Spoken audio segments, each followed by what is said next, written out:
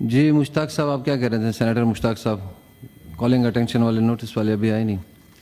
شکریہ mister chairman. میں ایک بہت ہی اہم ایشو کے اوپر بات کرنا چاہتا ہوں اور وہ ایشو ہے گزشتہ دنوں سپریم کورٹ آف پاکستان نے ایک فیصلہ دیا ہے قادیانیوں کے ایک کیس میں، جس کی وجہ سے 2-3 دنوں سے پورے پاکستان میں سوسائٹی کے اندر بھی اور سوشل میڈیا میں بھی ایک زبردست قسم کا ایک اضطراب اور ڈیبیٹ اس کے اوپر شروع ہے. تو میں اس کے اوپر، چونکہ یہ ایوان ہے اور یہاں بات ہونی چاہیے، اس لیے میں یہاں اس کے اوپر بات کرنا چاہتا ہوں. مسٹر چیئرمین، یہ کل سپریم کورٹ آف پاکستان نے ایک پریس ریلیز جاری کیا ہے اور اس پریس ریلیز میں سپریم کورٹ آف پاکستان نے 2 باتیں کی ہیں. میں وہ پڑھ کے سناتا ہوں. پہلی بات یہ کی ہے کہ چیف جسٹس قاضی فائز عیسیٰ اپنے فیصلوں میں قرآن مجید کی آیات، خاتم النبیین صلی اللہ علیہ وسلم کی احادیث، خلفائے راشدین کے فیصلوں اور فقہائے کرام کی آراء سے استدلال کرتے ہوئے کوشش کرتے ہیں کہ تمام قوانین کی ایسی تعبیر اختیار کی جائے جو احکام اسلام کے مطابق ہو. یہ بہت اچھی بات ہے کہ یہ وضاحت پریس ریلیز کی سپریم کورٹ آف پاکستان کی آ گئی. دوسری جو اس پریس ریلیز میں وضاحت کی گئی وہ یہ کہ اگر کوئی یہ سمجھتا ہے کہ کسی اسلامی اصول یا کسی آئینی یا قانونی شک کی تعبیر میں عدالتی فیصلے میں کوئی غلطی ہوئی ہے تو اس کی تصحیح و اصلاح اہل علم کی ذمہ داری ہے اور اس کے لیے آئینی اور قانونی راستے موجود ہیں. چیف جسٹس اور سپریم کورٹ نے کسی کو نظر ثانی یعنی ریویو سے نہ پہلے روکا ہے اور نہ ہی اب روکیں گے. میں سمجھتا ہوں یہ دوسری بات جو اس پریس ریلیز میں کی گئی ہے یہ بھی بہت اہم ہے. چونکہ سینیٹ آف پاکستان اہل علم کی مجلس ہے، ایوان بالا ہے، اس لیے میں اس کے اوپر اپنی آراء اس ایوان کے اندر دینا چاہتا ہوں کہ اس فیصلے میں قانونی طور پر لاجیکلی کیا مسائل ہیں اور اس کی اصلاح کیسے ہونی چاہیے. پہلی بات تو یہ ہے مسٹر چیئرمین کہ جس طرح چیف جسٹس نے کہا ہے کہ ریویو کا قانونی اور آئینی راستہ موجود ہے، تو اس فیصلے کے خلاف میں ریویو میں جاؤں گا، اس لیے کہ میں سمجھتا ہوں کہ ختم نبوت ہمارے لیے ریڈ لائن ہے اور ہم کسی کے لیے معمولی گنجائش نہیں چھوڑ سکتے، کسی کے لیے بھی کہ وہ کسی بھی راستے سے ختم نبوت کے ساتھ جو ہیں وہ چھیڑ چھاڑ کر سکے. تو سب سے پہلی بات تو یہ ہے کہ اس پریس ریلیز کی روشنی میں جس طرح انہوں نے کہا ہے کہ قانونی اور آئینی راستہ ریویو کا موجود ہے، تو اس قانونی اور آئینی راستے کے تحت میں خود اس فیصلے کے خلاف ریویو میں جاؤں گا. نمبر 1. دوسری بات یہ ہے کہ اس فیصلے میں جو کہ میرے ساتھ پڑا ہوا ہے مسٹر چیئرمین، آپ لوگوں نے بھی اس کو دیکھا ہوگا، بہت وائرل ہے یہ فیصلہ ہے. اس فیصلے میں غلطیاں ہیں. سب سے پہلی بات تو یہ ہے کہ اس فیصلے میں چیف جسٹس صاحب نے لکھا ہے کہ گمراہ کن تراجم کی اشاعت اور تقسیم پنجاب ہولی قرآن پرنٹنگ اینڈ ریکارڈنگ ایکٹ کے تحت 2011 کے تحت جرم نہیں تھا. یہ ایک صریح غلطی ہے جو کہ سپریم کورٹ آف پاکستان سے ہوئی ہے. میرے سامنے یہ قانون موجود ہے، پنجاب ہولی قرآن پرنٹنگ اینڈ ریکارڈنگ ایکٹ 2011، اور میں پڑھ کے سناتا ہوں کہ اس کے اندر بھی یہ جرم تھا. یہ میں پڑھ کے سناتا ہوں.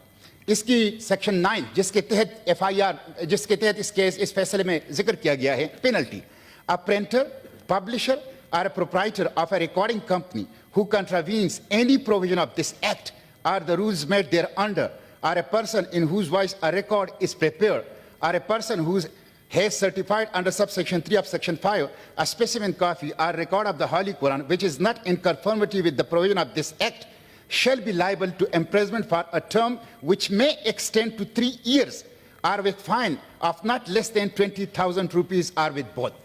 تو یہ 2011 کا سپریم کورٹ نے جو لکھا ہے کہ 2011 میں یہ جرم نہیں تھا، یہ جرم تھا. یہ امینڈمنٹ سے پہلے جرم تھا.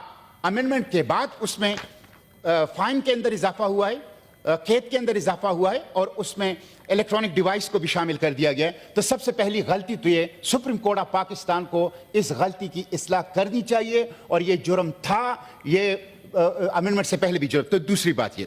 تیسری بات یہ مسٹر چیئرمین کہ عدالت نے کہا ہے اپنے فیصلے میں کہ 298C کے تحت بھی اس فرد نے کوئی جرم نہیں کیا ہے جو مبارک ثانی نام تھا. یہ بھی غلط ہے.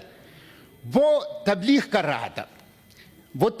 رہا تھا اور تبلیغ جو ہیں مسلمانوں میں تحریف شدہ جو تراجم تھا اس کی تقسیم کر رہا تھا. اس لیے یہ جرم ہے 298C کے تحت اور اس کی بھی اصلاح کی ضرورت ہے.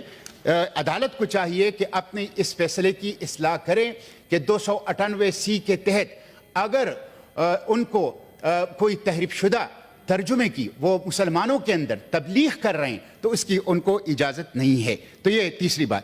چوتھی بات میں یہ کروں گا مسٹر چیئرمین کہ اس فیصلے میں قرآنی آیات دیے گئے ہیں اور ان قرآنی آیات سے وہ اس کا موقع اور محل درست نہیں ہے. مثلا اس میں سورہ بقرہ کی ایک آیت دی گئی ہے لا اکراہ فی الدین اور اس سے یہ تاثر دیا گیا ہے کہ جیسے قادیانیوں کے اوپر کوئی جبر کیا جا رہا ہے.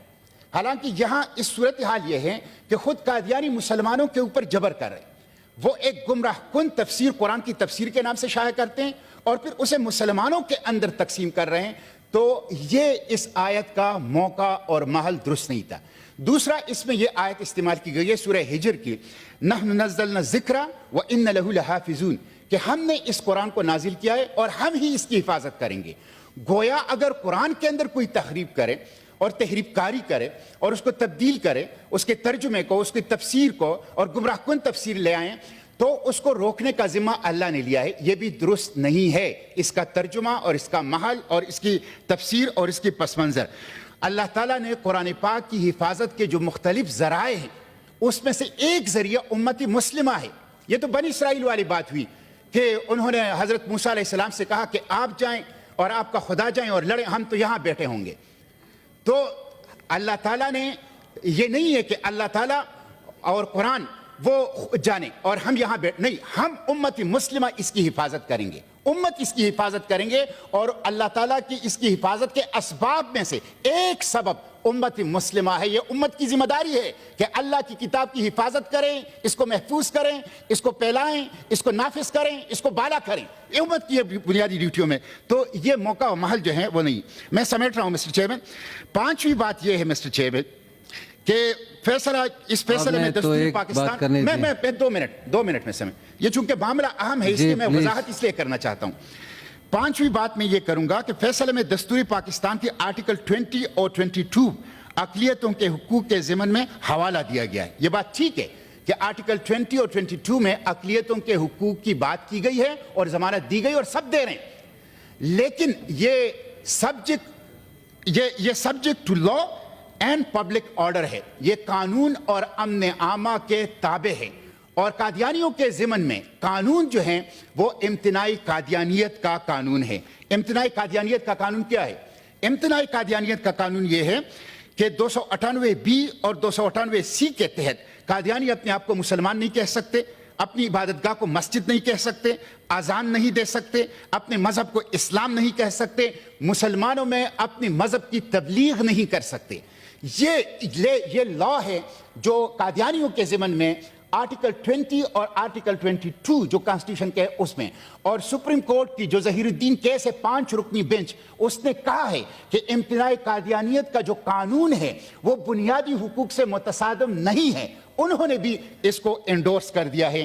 اس لیے ہمیں اقلیتوں کے حقوق یہاں حاصل ہیں الحمدللہ, کسی کو کوئی ایشو نہیں ہے. لیکن جب قادیانی اصل میں ان روایتی معنوں میں ایک اقلیت ہے بھی نہیں, وہ تو دراصل ایک فتنہ ہے. سچی بات یہ ہے کہ وہ تو اسلام کے اوپر حملہ آور ایک فتنہ ہے کہ جو مسلمانوں کی نام لے کر مسلمانوں کے جامے میں مسلمانوں کے لبادے میں اسلام کی جڑیں اکاڑنے کی کوشش کر رہا ہے. تو اس لیے یہ حقوق جو اقلیتوں کے آرٹیکل 20 اور 22 میں دیے گئے ہیں قادیانیوں کو, یہ امتناعی قادیانیت کے جو قانون ہے اس کے ساتھ یہ جڑے ہوئے ہیں اور یہ سپریم کورٹ کی 5 رکنی بینچ کا فیصلہ ہے اور 298C اور 298B کے تناظر میں اس کو دیکھا جائے گا.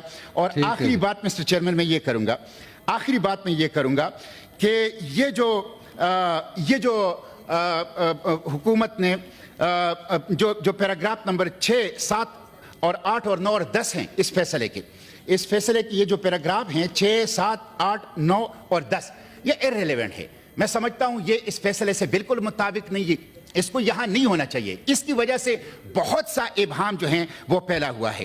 آخری بات مسٹر چیئرمین میں یہ کروں گا کہ جو تفسیری صغیر جو گمراہ کن تفسیر ہے جس کی اشاعت اور جس کی مسلمانوں کے اندر پھیلانے پر یہ مقدمہ دائر کیا گیا تھا اور جس سے اتنی بڑی ایک ابہام جو ہے وہ پیدا ہو گئی ہے، اس کے اوپر حکومت نے پابندی لگائی ہے، اس پابندی کو عملی کیا جائے۔ تفسیر سعیر کے اوپر پابندی حکومت پاکستان اور پنجاب حکومت عملی کرے اور اس کے اوپر اس فیصلے کا کوئی بھی اثر نہیں ہونا چاہیے۔ جو ختم نبوت کا ایشو ہے یہ ہر مسلمان کی دل کی آواز ہے۔ اچھی بات ہے کہ سپریم کورٹ نے کل ایک پریس ریلیز وضاحتی جاری کی ہے جس میں انہوں نے کچھ باتوں کو کلیئر کیا ہے، لیکن یہ فیصلے کے اندر جو سکم ہے، جو کمزوریاں ہیں وہ کلیئر نہیں ہوئی ہے۔ اس کے اوپر انشاءاللہ میں ریویو کے اندر جاؤں گا، ہم اس کی حفاظت کریں گے۔ کانسٹیٹیوشن آف پاکستان یہ 260 جو کانسٹیٹیوشن کا آرٹیکل ہے اس میں ان کو غیر مسلم قرار دیا گیا ہے۔ کوئی عدالتی فیصلہ، کوئی قانون اس آرٹیکل کو بدل نہیں سکتی۔ اس آرٹیکل کی حفاظت مسلمانان پاکستان کریں گے، یہ ہماری ریڈ لائن ہے، اس سے کوئی چھیڑ چھاڑ نہیں ہوگی۔ اس لیے میں خود اس فیصلے کے خلاف سپریم کورٹ آف پاکستان میں ریویو میں جاؤں گا اور میں اپیل کرتا ہوں سپریم کورٹ سے کہ وہ خود بھی میری اس گفتگو کی روشنی میں اپنے فیصلے کے اوپر نظر ثانی کرے اور خود اس کی اصلاح کر لے۔ Thank you G.